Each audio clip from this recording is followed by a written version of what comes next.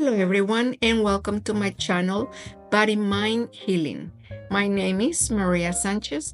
I am a family nurse practitioner, a psychiatric mental health nurse practitioner, and a doctor in nursing practice. I hope you are feeling great today, and I feel good to connect with you today as well. The case today is consuming milk and other dairy products is dangerous to health. All of these products are just pass in containers. Milk causes acne, constipation, autism, reflux, anemia, cancer, cholesterol, hip fractures, osteoporosis, weight gain, and shortens your life. It is important to go over each one of these claims to educate my listeners about the effects of dairy products on our bodies, as to reduce or neutralize the mass hysteria that people with little knowledge or professionals with low ethical values are triggering through all kinds of videos posted on social media. There is a lot of fear-based misinformation in the world right now, and we need to be vigilant and practice discernment to prevent programming our minds with inadequate information and end up making ourselves sick. We need to learn to investigate the information that comes to us and not just believe anything because a doctor says so. Many colleagues out there receive huge bonuses for deliberately spreading false or misleading information to sponsor products that will not sell otherwise. Also, beware that scruples are not profitable and that many people are using social media to pay their bills. So imagine the extremes that many of them will dare to go to get our attention, raise their ratings, and make a living. Unfortunately, our minds are accustomed to fear and are faithfully drawn to it. We do not discern. We believe everything we are told, seen, and read on the networks. And that is not the way to learn and keep up our sanity. Back to today's topic. Milk and other dairy products are not dangerous to health. What makes them dangerous is the way these animals are being fed and treated before human consumption. Dairy products have been consumed throughout history, and we do not read in the books that our ancestors had issues with them, have we? Let's talk about the body. Any cell that is not involved in reproduction is called somatic cell. Red blood cells, white blood cells, platelets, and several other cells are somatic cells. Both animals and humans have these cells throughout their body. White blood cells protect us from diseases, from infections, and repair damaged tissues. They are the body's self-defense forces.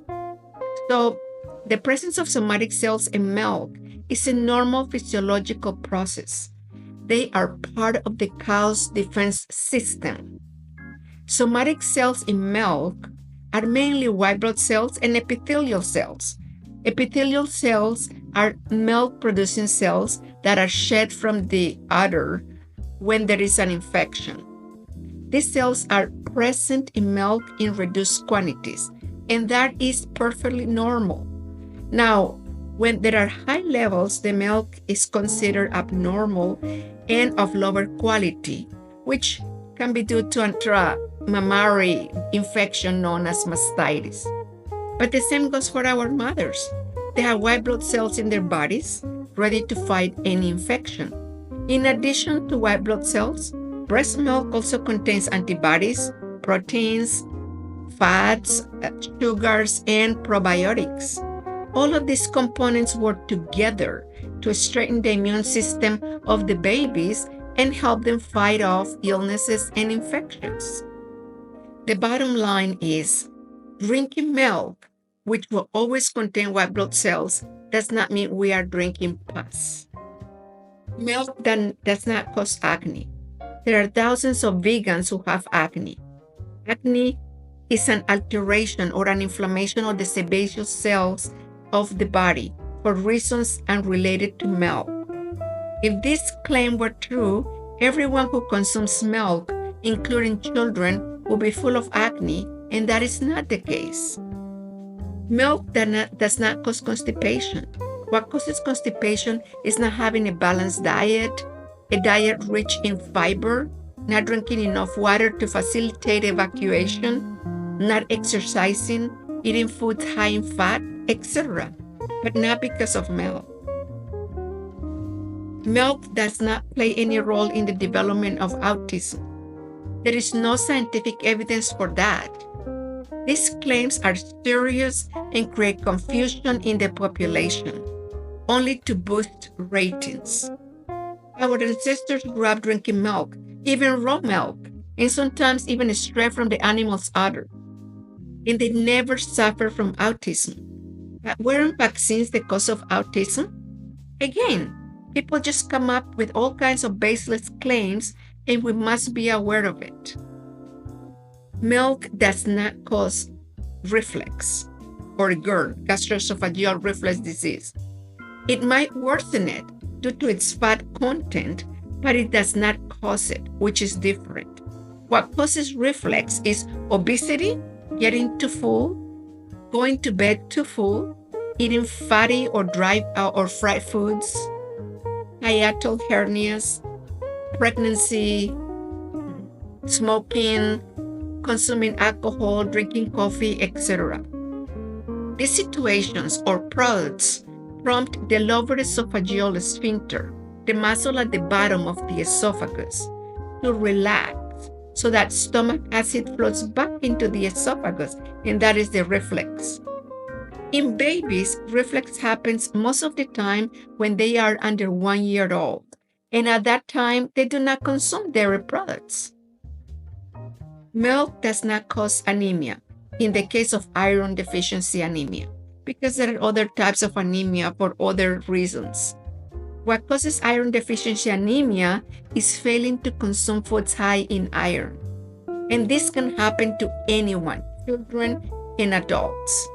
What happens in children is that they love milk and do not like foods high in iron. They usually include vegetables, right? Dark green vegetables. And mothers think that by giving their children large amount of milk, they are going to grow strong and healthy, which is not the case. Cow's milk, just like breast milk, contains hormones. There is no evidence that dairy products cause cancer. What happens is that when a person has cancer, especially ovarian or prostate cancer, it is advisable not to consume dairy products to prevent exposure to hormones. But they also have to stay away from other foods high in estrogen, such as berries, foods high in sugar, etc. Dairy products do not cause cholesterol. They are high in fat, but if people have elevated cholesterol, they can consume dairy products low in fat. Milk actually has zero fat content, and they sell it at the store. There are dozens of products high in cholesterol as well, not just milk. There is no such thing as milk not helping bones grow healthy and strong. Milk is an important source of calcium, the primary building block of bones. Calcium helps to increase bone mineral density, making them stronger and less likely to fractures. 99% of the calcium in adults is stored in the bones. In addition to calcium, milk also contains proteins, phosphorus, and other nutrients important for bone and overall health. It is not true that countries where more milk is consumed are at a higher risk of developing osteoporosis and fractures, especially hip fractures. When the body does not get enough calcium, it takes it from the bones, which can weaken them over time and increase the risk of osteoporosis. So calcium does protect bones against osteoporosis. In fact, one of the requirements for preventing or curing osteoporosis is taking calcium daily. What happens is that in addition to calcium, people must consume a balanced diet, vitamin D, and do weight-bearing exercises to stimulate the production of bone cells. The dilemma here is that in countries where the overall consumption of milk is large, such as developed countries, most adults also have a sedentary life, and that prevents the stimulation of bone cells, which leads to fractures and osteoporosis. But that has nothing to do with calcium. It has all to do with lifestyle. It is not true that people who consume dairy products live less. How can we know how long people are supposed to live or die? We live this plane when our turn comes, healthy or unhealthy, fit or unfit. And it is also not true that consuming dairy products plays a role in weight gain. What causes weight gain is not having a balanced diet, consuming large quantities of food high in calories, having a sedentary life, meaning no exercise, nothing to do with dairy products. Now, we must be mindful and responsible with our health, especially when we have health problems that may aggravate with the consumption of dairy products. But again, it can aggravate them, not cause them. But those cases are exceptions. We should not generalize and make dairy products the evil ones here.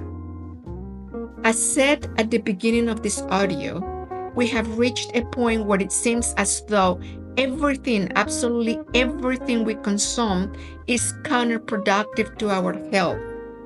But if we believe it, we create it. Our mind obeys our programs. What we tell the mind, it listens to it and executes it. Our minds, influenced by conscious and unconscious beliefs, exercise a powerful impact on our bodies. Those who develop intense fears of food, chemicals, or environmental substances are susceptible to the harmful consequences of their fear-based mental programming. The more fear we have, the more the body reacts in congruency with those beliefs. Adding to that is the fact that every year, every month, almost daily, people come up with new stories about different foods and products being harmful to the body. And they make sure the news gets spread worldwide, sometimes for the purpose of selling their products, increasing their ratings, or getting their 15 minutes of fame. And this trend intensifies the cycle of fear and mental conditioning in all of us. These conspiracy theories and growing apprehension towards every possible thing, foods, air, energy, etc., are creating a near state of collective paranoia. And as this fear escalates, our world becomes increasingly limited, leaving us trapped in a self-perpetuating cycle of anxiety and mental distress. The reality is that if we love ourselves, if we love our bodies, if we eat with consciousness, that is, with respect and gratitude, and if we also maintain a positive attitude towards life, ourselves, and others, we will only feed ourselves nutritious foods, and they will not make us sick. Let us remember that what makes us sick is our thoughts and emotions, those programs I spoke about earlier, not the food. And may the inner peace that we cultivate today expand and guide us always. Until next time.